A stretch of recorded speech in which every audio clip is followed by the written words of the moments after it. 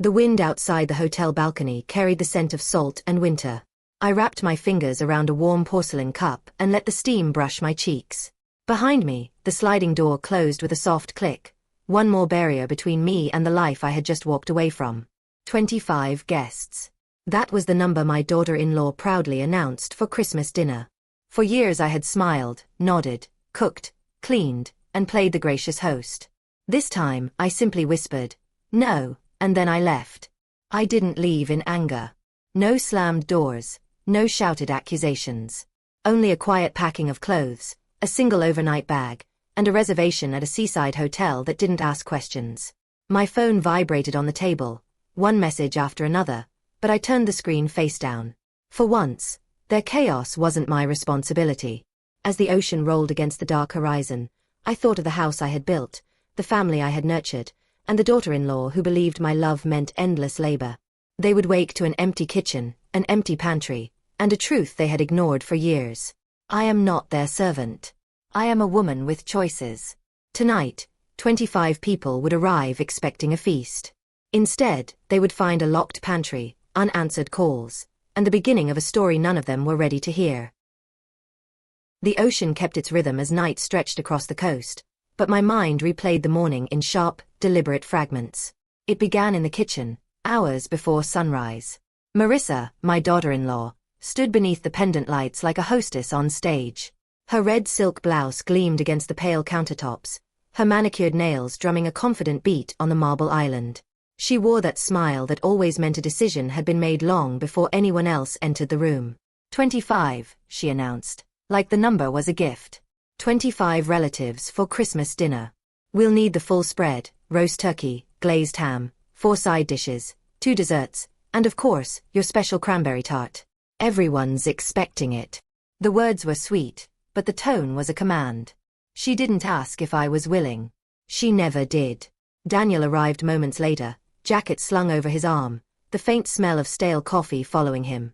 "Sounds exciting," he said, trying for enthusiasm while glancing nervously in my direction. He knew the routine. I would nod, offer a tired smile, and shoulder the weight of a celebration that wasn't mine. Instead, I wiped my hands on a dish towel and said a single word. No. For a heartbeat, the room froze. Marissa's perfectly arched brows twitched, but she kept the smile, as though she hadn't heard correctly. Daniel blinked, caught between his wife's expectation and the unfamiliar sound of my refusal. "I'm leaving," I added, my voice calm, steady, and absolute. "I won't be here for Christmas." The towel slid from my fingers and landed on the countertop like a quiet gavel. Marissa laughed, a high, brittle sound. "You're joking," she said. But I wasn't. Daniel tried reason. "Mom, it's just one dinner. We can't cancel. Maybe we can hire a caterer." His eyes pleaded, but his words betrayed the assumption beneath. Why spend thousands when Mom can do it for free? I felt a strange, clean clarity as I watched them. For years I had allowed these conversations to pass unchecked. Little requests that became traditions, traditions that became obligations, obligations that turned into expectations. Every smile I gave them was a brick in the wall that kept me boxed in. This morning, I finally stopped building.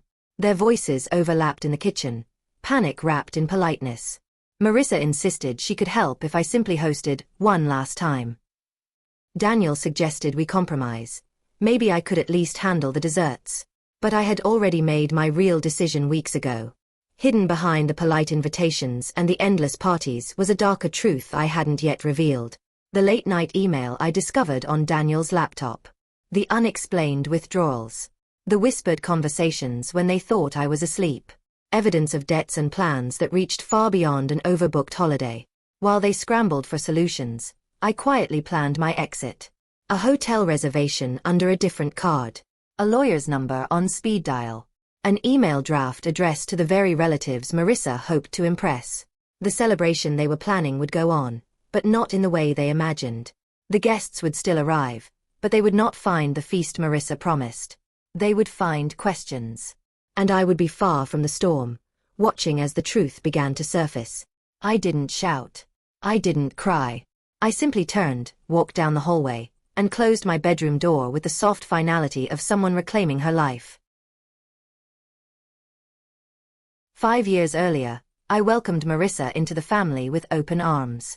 She was radiant on her wedding day, dark hair pinned in waves, eyes sharp with ambition, laughter ringing like crystal. Daniel looked younger then, brimming with hope, convinced he had found the woman who would build a future beside him. In those early months, I told myself to be patient. Every marriage has its rhythm, and every household needs time to find balance. So when the first dinner invitations appeared, I smiled. Of course, come over. We'll cook together.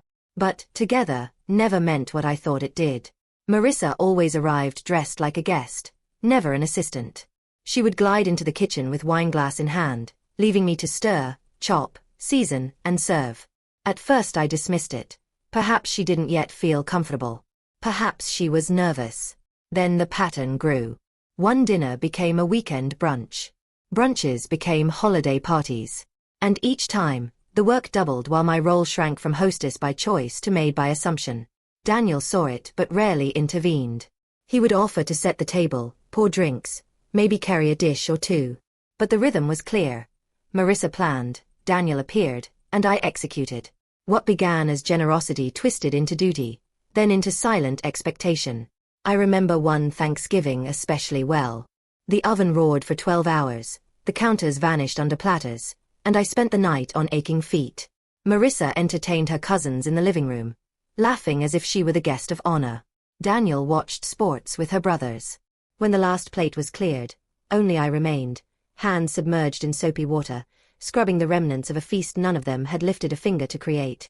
I told myself it was family. I told myself it was love. I told myself it was tradition. But the truth was simpler and sharper. I had allowed convenience to masquerade as affection. By the third Christmas, my house had transformed into their stage. Lights strung across the porch, carols echoing through the halls, every surface gleaming with preparation. Relatives greeted Marissa as if she were the orchestrator, praising her style, her gatherings, her taste. She accepted their admiration without correction, letting my labor polish her reputation. And still I said nothing. Because silence seemed easier. Because confronting them risked rupture. Because I thought keeping peace was more important than protecting myself. Yet inside me, the weight gathered like snow on a roof. Silent, heavy, inevitable. I began to notice small cracks. Daniel came home later, shadows under his eyes, his voice tight when bills appeared. Marissa dismissed my questions with a quick laugh, waving receipts from boutiques, insisting everything was under control. The parties grew bigger, the guest lists longer, the praise louder. And still my part remained hidden, as invisible as the hours I gave up for them. What they never understood was this: love cannot survive when it is built only on sacrifice. The more I gave, the less they saw me. The less they saw me, the more they took. By the 5th year, even I barely recognized myself in the mirror. The woman staring back had tired eyes, a permanent crease between her brows, and hands roughened by endless preparation. I wasn't their matriarch. I wasn't their equal. I was their silent labor. That is the foundation of the story I tell you now. 5 years of overlooked effort, of smiles that masked exhaustion, of boundaries eroded in the name of family. 5 years that led to a single December morning when a single word, no, finally broke the cycle. The first frost of December glittered across the lawn when I entered the kitchen that morning. Sunlight spilled through the wide windows, catching the edges of polished countertops and the rows of copper pans I'd polished the night before. I had barely finished my first sip of coffee when the front door opened and Marissa's voice floated in, smooth and commanding. She appeared in a rush of perfume and designer fabric, long wool coat the color of midnight, black leather boots clicking on the hardwood.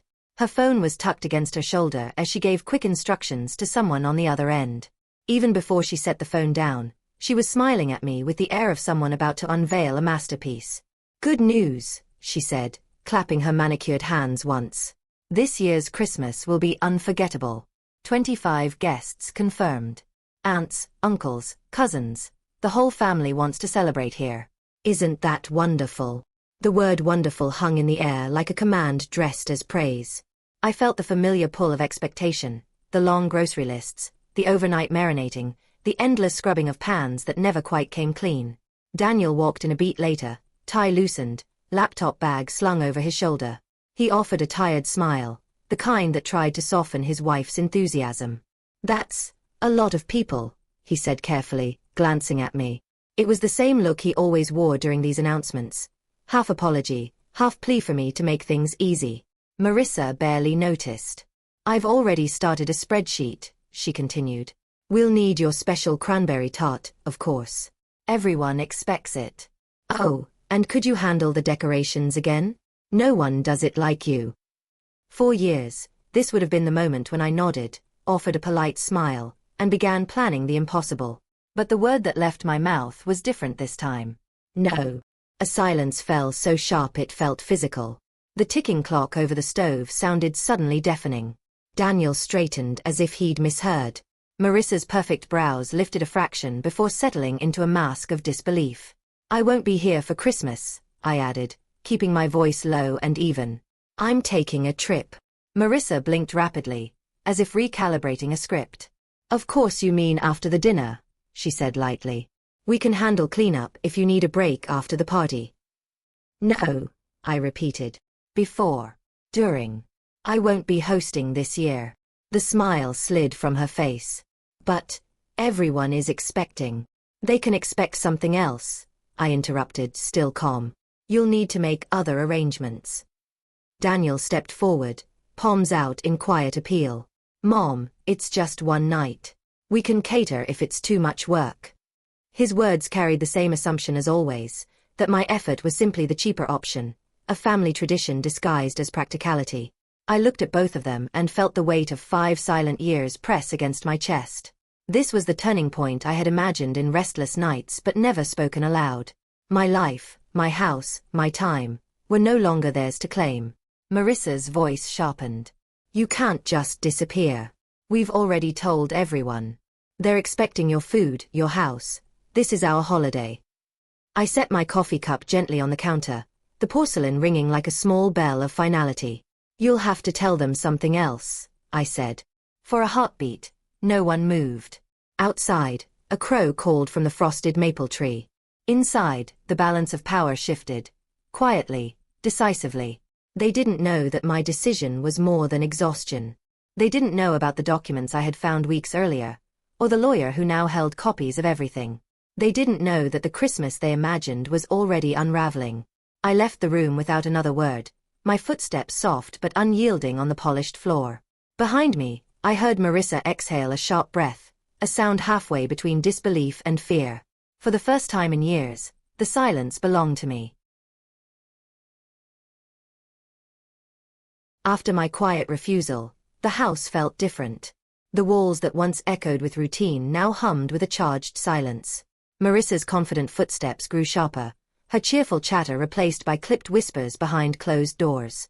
Daniel tried small talk, but his eyes betrayed the storm gathering just out of sight. They thought my decision was fatigue, a whim, a passing mood. They didn't know I had been preparing for this moment for weeks. It began one rainy night in November. I had entered Daniel's study to return a misplaced book when I noticed a folder half hidden beneath a stack of mail. Ordinary on the outside, it opened to a world I wasn't meant to see.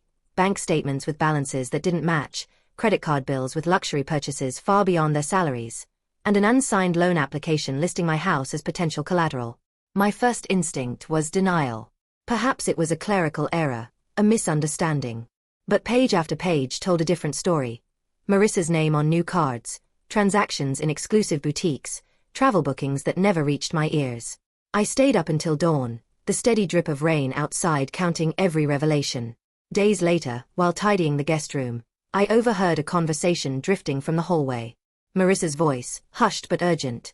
If we sell before spring, the equity alone will cover the debts. Daniel's reply was muffled, weary. My heart tightened as I realized they were discussing my home, the one I had built with decades of savings and sacrifice, as if it were a chess piece in their private game. I felt anger, yes, but something colder settled deeper inside me. Clarity. This wasn't about a single Christmas dinner. This was about control, about entitlement that had swollen beyond courtesy into quiet exploitation. The next morning I called a lawyer. His calm professionalism steadied me as we reviewed the documents I had scanned late at night. He confirmed what I feared. With Daniel's signature, Marissa could push for refinancing or sale if I remained passive. We began legal steps to protect the deed and freeze any unauthorized access. But legal safeguards weren't enough. I needed witnesses. I needed the very family Marissa sought to impress to see the truth with their own eyes. So I gathered evidence, highlighted statements, printed emails, photographs of invoices, a timeline of every suspicious transaction. Each night after they left for work, I scanned and encrypted everything onto a secure drive. Then I drafted a carefully worded email to Marissa's extended relatives, the same 25 guests she had invited to my home. I explained nothing directly. Instead, I attached the documents and asked a single question. Before you attend the upcoming holiday gathering, please review these records and decide for yourself who deserves your trust. I saved the draft and waited. Meanwhile, in the daylight hours, I played my role with quiet precision. I baked small batches of cookies, watered the poinsettias, and offered polite smiles as Marissa tried to coax me back into service. Just desserts then, she ventured. Maybe decorations? You don't even have to cook the main course. Each offer was a disguised demand. Each time, I replied with the same calm refusal. Daniel grew restless. One evening he cornered me in the hallway, voice low. Mom, what's really going on? You're acting different. I met his searching eyes and said only, sometimes different is necessary. I could not rescue him from a truth he wasn't ready to face. When the final protective documents were signed, I pressed send on the email. It felt like exhaling after years of holding my breath. Somewhere across the city, inboxes pinged with attachments that would shatter Marissa's carefully curated image. Outside, Christmas lights glittered across neighboring houses, cheerful and oblivious. Inside, I folded the last sweater into my suitcase and zipped it shut. The stage was set. All that remained was to step away and let their own choices expose them.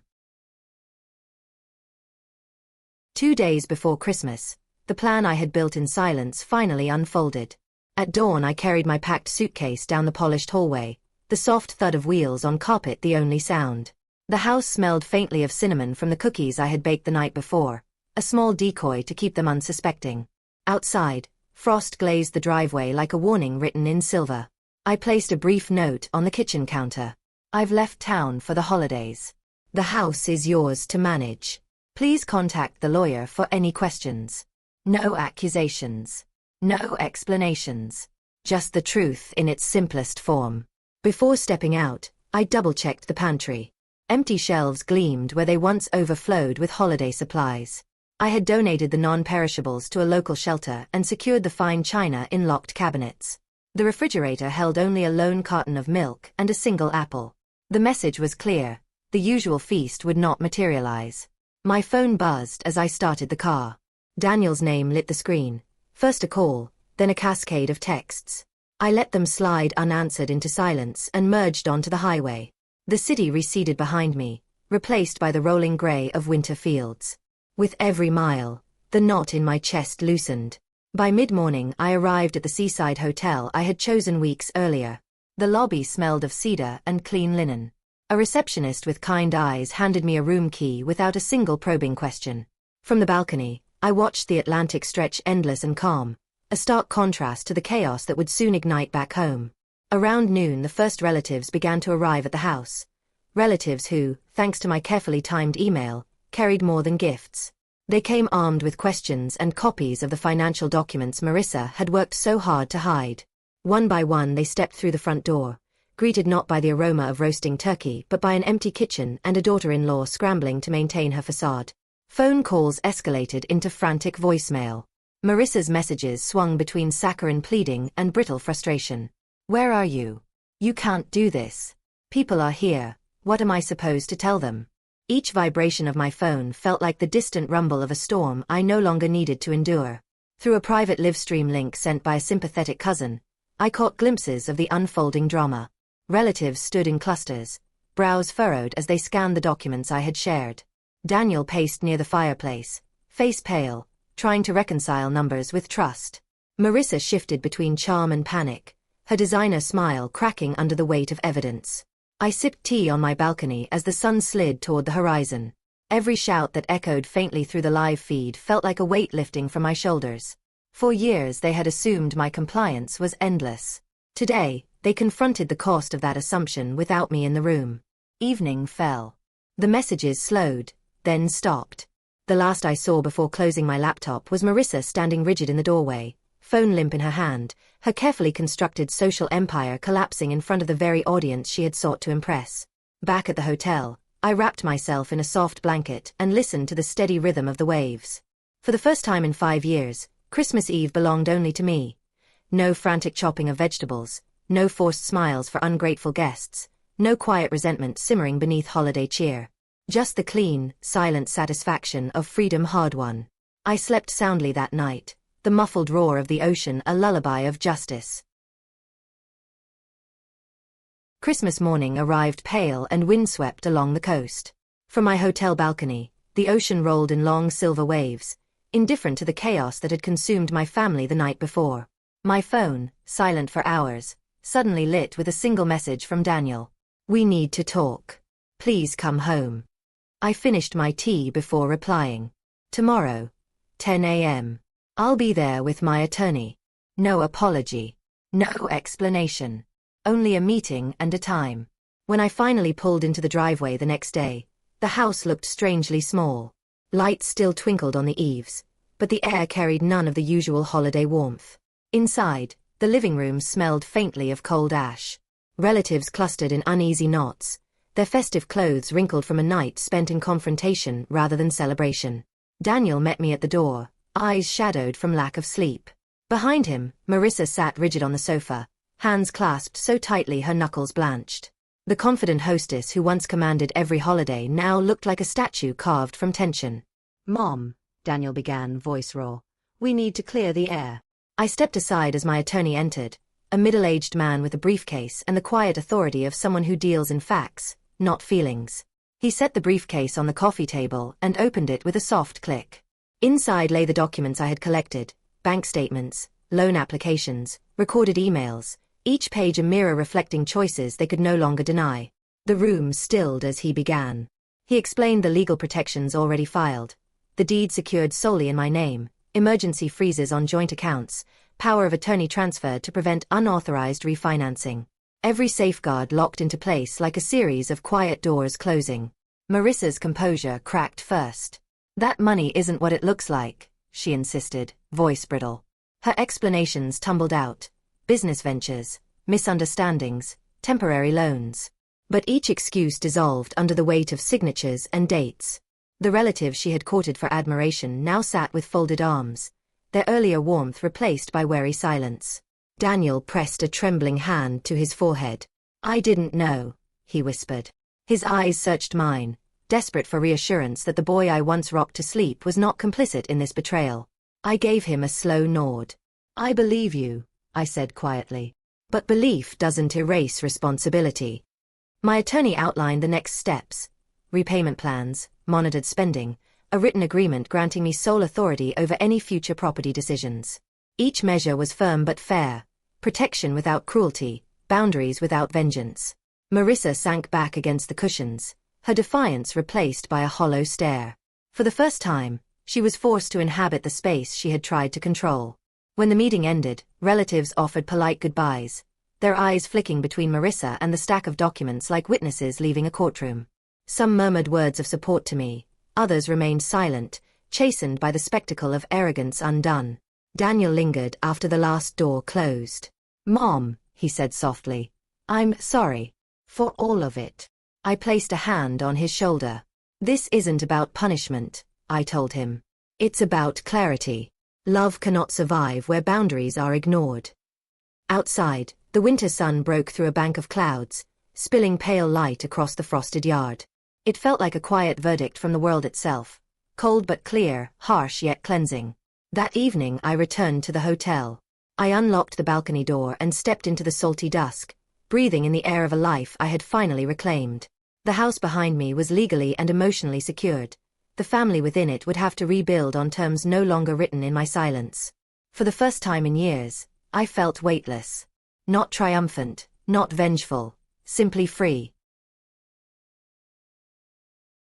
The next morning, the ocean met the horizon in a line so sharp it looked drawn by a careful hand.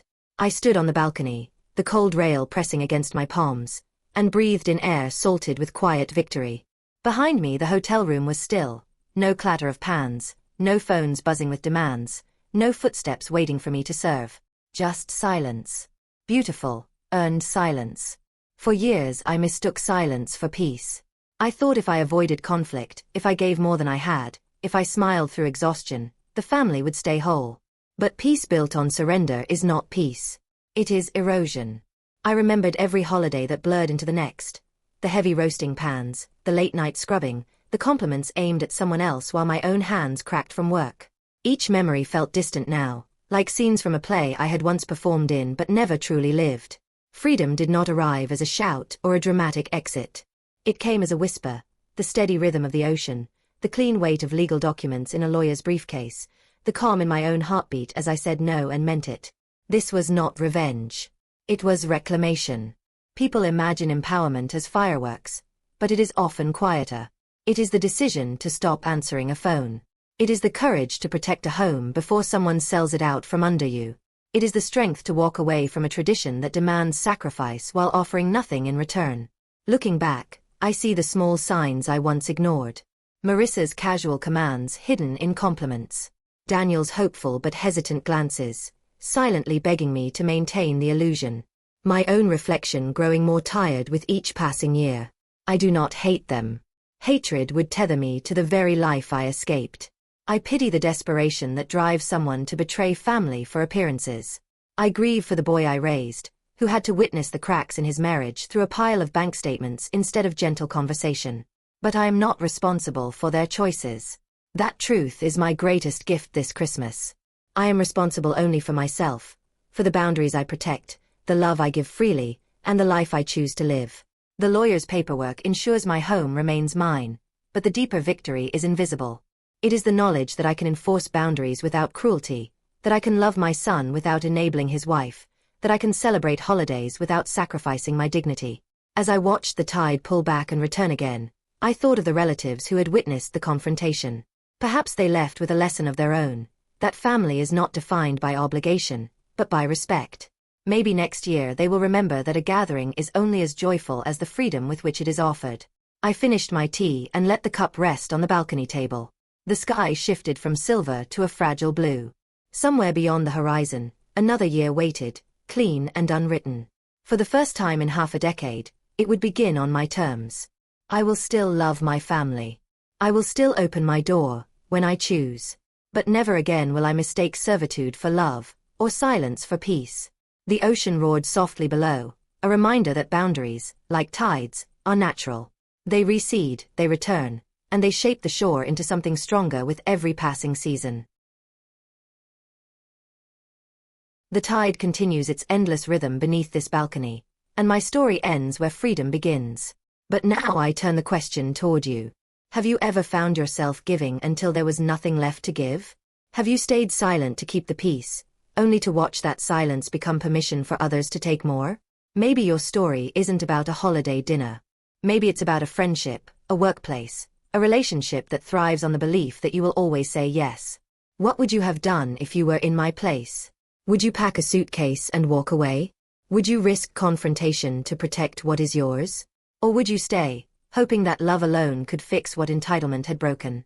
I share this not to celebrate conflict, but to remind you. Boundaries are not walls that keep love out. They are the framework that allows real love to grow. When you protect your time, your energy, and your worth, you give others the chance to meet you with respect, or reveal themselves when they cannot. If this story stirred something in you, I invite you to join me. Leave a comment below and tell us. Where have you drawn a boundary that changed everything? Or where do you wish you had? Your experiences matter. Someone reading your words might find the courage to reclaim their own life. If you'd like to hear more true-to-life stories of quiet strength and unexpected justice, subscribe to this channel. Each week we share a new narrative of real people facing difficult choices, because sometimes the smallest decision, one quiet no, can rewrite an entire future. Click subscribe, tap the notification bell, and be part of a community that values dignity over drama, and action over silence. Together, we can prove that love and respect are strongest when they are freely chosen. Thank you for watching, for listening, and for believing that one person's decision to stand firm can echo far beyond a single family, a single house, or a single holiday. Until next time, may your own boundaries bring you peace, and may you never confuse silence with love.